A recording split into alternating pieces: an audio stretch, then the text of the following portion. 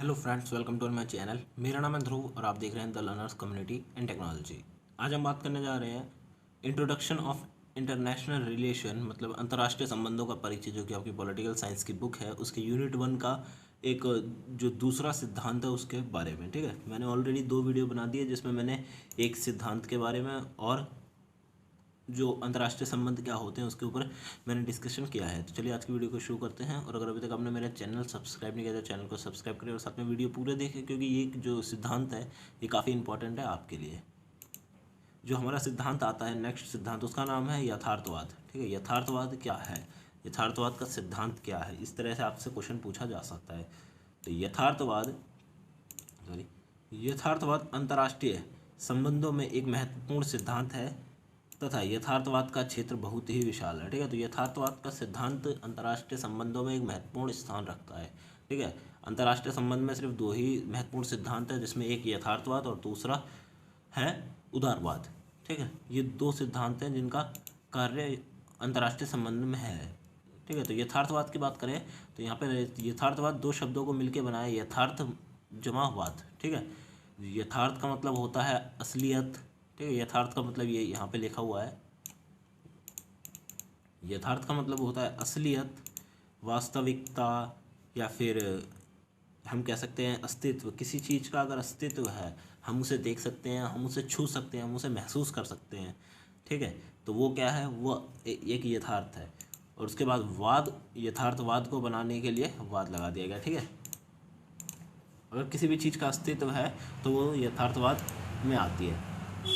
यथार्थवाद की कुछ परिभाषाएं। ठीक है, यथार्थवाद काफ़ी सारे राजनीतिज्ञ हैं जिन्होंने यथार्थवाद की परिभाषा दी है, तो उनके बारे में अब हम देखते हैं।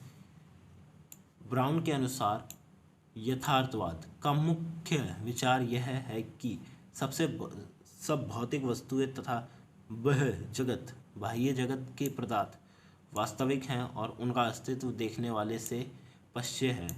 ठीक है, तो जो ब्राउन हैं, जो राजनीतिज्ञ हैं ब्राउन, उन्होंने बताया कि यथार्थवाद का जो मुख्य विचार है वो है कि सभी भौतिक वस्तुएं और जो बाह्य जगत, ठीक है, जितनी भी भौतिक वस्तुएं हैं और बाह्य जगत के पदार्थ हैं जिनका वास्तविकता है, जिनका कोई अस्तित्व है इस धरती पे, ठीक है, वही यथार्थवाद के अंदर आते हैं। यदि उनको देखने वाले व्यक्ति ना हों तो भी उनका अस्तित्व होगा, यह वास्तविकता होगी। ठीक है, सपोज़ करिए कि कोई ऐसी चीज़ है वो धरती पे है। ठीक है, अगर उसको देखने वाले नहीं होंगे तो भी वो धरती पे है, पुराने समय से वो धरती पे है। वैज्ञानिक लोग रोज़ रोज़ किसी नई चीज़ के अस्तित्व की खोज करते रहते हैं, तो वो जो चीज़ है नई, वो धरती पे कई सालों से है, बट ये है कि उसकी खोज अब की गई है। ठीक है, तो वो क्या है, वो यथार्थवाद के अंतर्गत आती है। उसके बाद आता है जो अनदर हमारे राजनीतिज्ञ हैं, उनका नाम है रास महोदय के अनुसार। ठीक है, रास के अनुसार यथार्थवाद यह मानता है कि जो कुछ हम प्रत्यक्ष और अनुभव करते हैं उनके पीछे तथा उनसे मिलते जुलते वस्तुओं का यथार्थवाद जगत है। ठीक है, जो भी वस्तुएं जिनको हम छू सकते हैं, देख सकते हैं, महसूस कर सकते हैं, ठीक है, उनके आसपास की उनसे मिलती जुलती वस्तुओं का एक अस्तित्व है, उनका एक अपना ही जगत है। ठीक है, ये हमें बताते हैं रास महोदय। अगर हम यथार्थवाद के अर्थ की बात करें तो यहाँ पे यथार्थवाद के अर्थ में बताया गया है कि यथार्थवाद की विचारधारा एक ऐसी विचारधारा है जिसके अनुसार वह केवल उन्हीं चीज़ों को सत्य मानते हैं जिनको वह देख सकते हैं, जैसे कि भौतिक वस्तुएं। ठीक है, यथार्थवाद की परिभाषा की अगर हम बात करें, उनके अर्थ की बात करें, तो अर्थ में ये बताया गया कि यथार्थवाद एक ऐसी विचारधारा है जो उन चीज़ों पर विश्वास करती है जो कि जिनका अस्तित्व है इस धरती पे।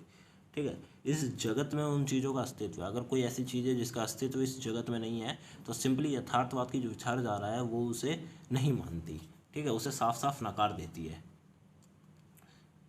उनका यह मानना है कि वही चीज़ें वास्तविक हैं जिनको हम देख सकते हैं या फिर छू सकते हैं, तथा अन्य सभी चीज़ें उनके लिए असत्य हैं।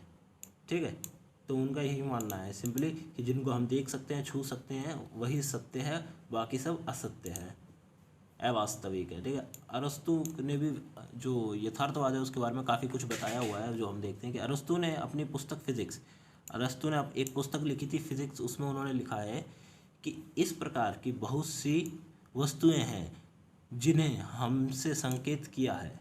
ठीक है, ऐसी बहुत सारी चीज़ें हैं जो हमसे संकेत करती हैं या फिर हमसे जुड़ी हुई हैं, जैसे कि पशु हो गया, ठीक है, पौधे, हवा, अग्नि और जल। और जो अधिक स्पष्ट ढंग से प्रदर्शित करने का प्रयत्न करेगा तो उसे मालूम होगा कि अन्य कम प्रकट वस्तु की अपेक्षा उसे ज्ञात होगा कि उसमें विभेद करना कठिन नहीं है कि किनका अस्तित्व है किनका नहीं। ठीक है, तो अब ये थोड़ा कठिन सा हो जाता है, तो इसको मैं अपने भाषण में समझाता हूँ कि अरस्तु ने एक बुक लिखी फिजिक्स, उसमें उन्होंने ये बताया कि कुछ ऐसी भी चीज़ें हैं, ठीक है, जिनको हम जो हमसे कनेक्टेड हैं, ठीक है, जिनको हम देख सकते हैं, छू सकते हैं, जैसे कि आग हो गया, पानी हो गया, ठीक है, पौधा हो गया, पशु हो गया, हवा हो गई, ये सारी चीज़ें हैं, ठीक है, जिनको हम महसूस कर सकते हैं, छू सकते हैं, ठीक है, इनका एक अस्तित्व है। ठीक है, अगर हम क्या करेंगे, कोशिश करेंगे कि इन चीज़ों का ज़्यादा से ज़्यादा उनका समझने की, ठीक है, उनके अंदर तक जाके समझने की अगर कोशिश करेंगे तो हमें वहाँ पे क्या पता चलेगा, वहाँ पे हमें पता चलेगा कि हमें ज्ञात होगा कि उसमें विभेद करना कठिन नहीं है कि किनका अस्तित्व है और किनका अस्तित्व नहीं है। अगर हम उसके बारे में ज़्यादा पढ़ते हैं, ठीक है, सपोज़ करिए हमने किसी चीज़ के बारे में इतना ज़्यादा पढ़ लिया है कि हम उसके बारे में सब कुछ पता है, तो अब इससे क्या होगा, एक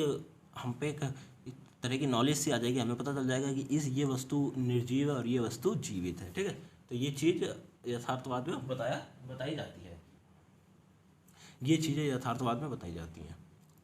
उसके बाद आता है, एक प्रकार से यथार्थवाद एक वैज्ञानिक विचारधारा है जो केवल उन चीज़ों पर विश्वास करती है जो उनके सामने हैं, अन्यथा अन्य चीज़ें हैं जिनके बारे में कोई नहीं जानता या फिर उसे किसी ने भी नहीं देखा, वह चीज़ या वस्तु का अस्तित्व ही नहीं है। ठीक है, तो ये लाइन जो है, ये लाइन मैंने अपनी तरफ से लिखी है कि यथार्थवाद की जो परिभाषा है वो एक तरह से एक वैज्ञानिक विचारधारा है। ठीक है, वैज्ञानिक विचारधारा है जिसमें ये बताएगा कि अगर हम किसी चीज़ को देख सकते हैं, छू सकते हैं, तो ही उसका अस्तित्व है, नहीं तो उसका अस्तित्व नहीं है।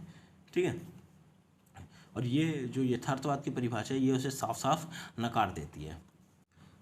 देन इसके बाद हमारा नेक्स्ट टॉपिक आता है जिसमें हम बात करेंगे कि अंतर्राष्ट्रीय संबंध में यथार्थवाद की भूमिका। ठीक है, अब जब हमने ये पढ़ लिया कि यथार्थवाद होता क्या है, अब उसकी जो भूमिका है अंतर्राष्ट्रीय संबंध में वो क्या है। ठीक है, यथार्थवाद अंतर्राष्ट्रीय संबंध में क्यों एग्जिस्ट करता है, ठीक है, इसके कारण क्या है। ठीक है, तो ये 3 पॉइंटों में बताया गया है यहाँ पे। राज्य नियंत्रणवाद, ठीक है, अंतर्राष्ट्रीय संबंध में यथार्थवाद एक महत्वपूर्ण भूमिका निभाता है तथा राज्य अंतर्राष्ट्रीय संबंधों में अभिनेता की भूमिका निभाते हैं। ठीक है, अब हम बात करें कि अंतर्राष्ट्रीय संबंध में जो यथार्थवाद है वो क्या है, तो यथार्थवाद एक महत्वपूर्ण भूमिका निभाता है।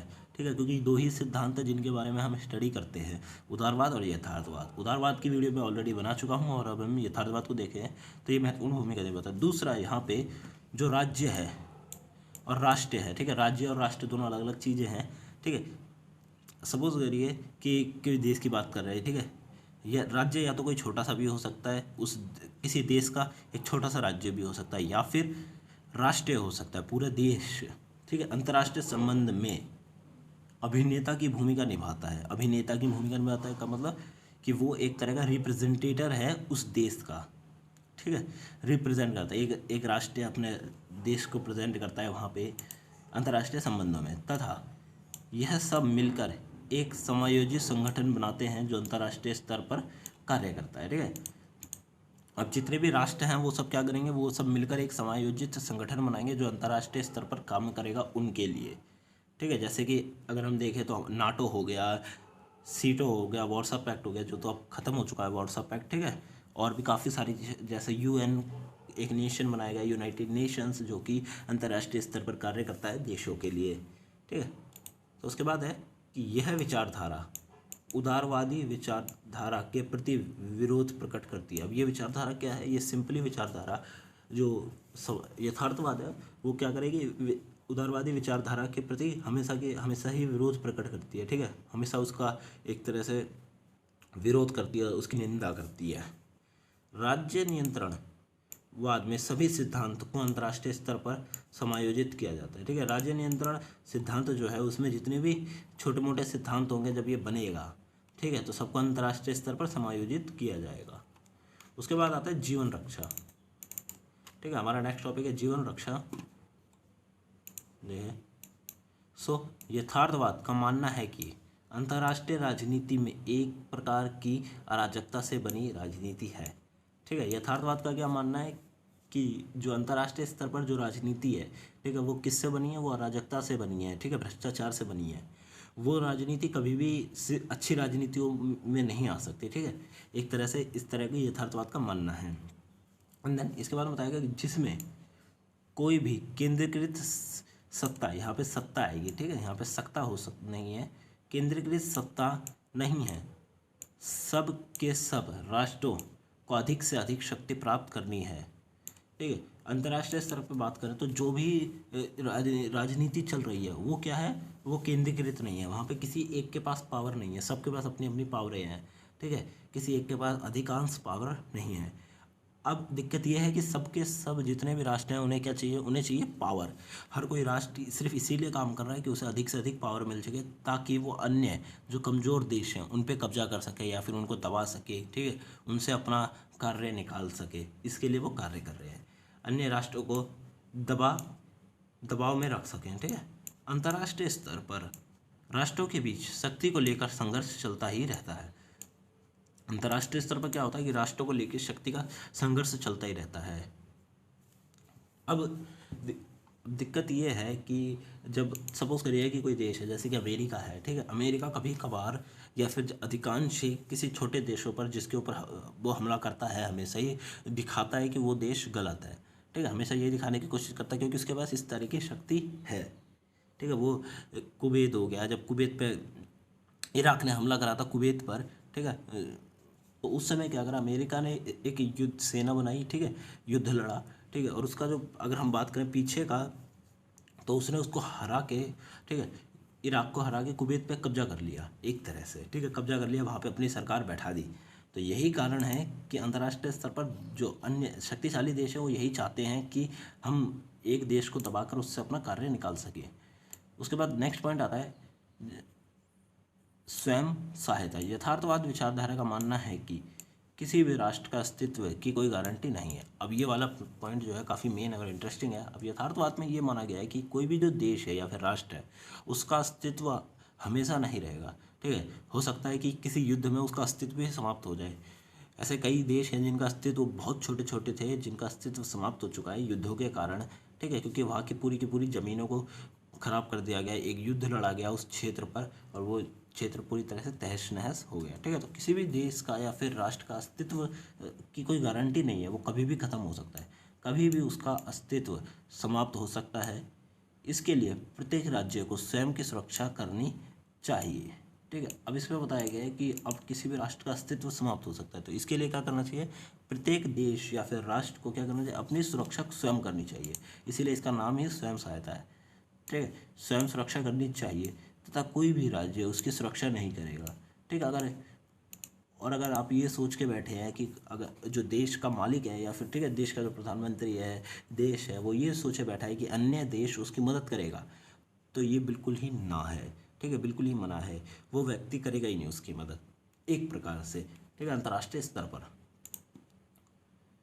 प्रत्येक राज्य को इतना शक्तिशाली होना चाहिए कि वह स्वयं की सुरक्षा स्वयं कर सके और किसी पर भी आश्रित ना हो। ठीक है, और किसी पर भी आश्रित ना हो, इसीलिए इसे स्वयं सहायता कहा गया है कि प्रत्येक देश को इतना शक्तिशाली होना चाहिए, इतना सक्षम होना चाहिए कि वो अपनी सुरक्षा खुद कर सके, अन्य देश के भरोसे ना बैठे। ठीक है, ये यथार्थवाद की भूमिका है। इसके अंदर यथार्थवाद इन सब चीज़ों को मानता है अंतर्राष्ट्रीय स्तर पर, इसीलिए उसकी भूमिका एग्जिस्ट करती है अंतर्राष्ट्रीय स्तर पर। ठीक है, अंतर्राष्ट्रीय संबंधों में। अगर आपको वीडियो अच्छी लगी तो वीडियो को लाइक करें, चैनल को सब्सक्राइब करें, साथ में मेरे चैनल के शेयर भी करें अपने फ्रेंड्स के साथ, और मेरे टेलीग्राम और फेसबुक के ग्रुप को जरूर ज्वाइन करें, वहाँ पर मैं वीडियोज़ की लिंक देता रहता हूँ। तो मिलते हैं अगली वीडियो में। Thanks for visiting on my channel, और प्लीज़ इसको लाइक कर दें।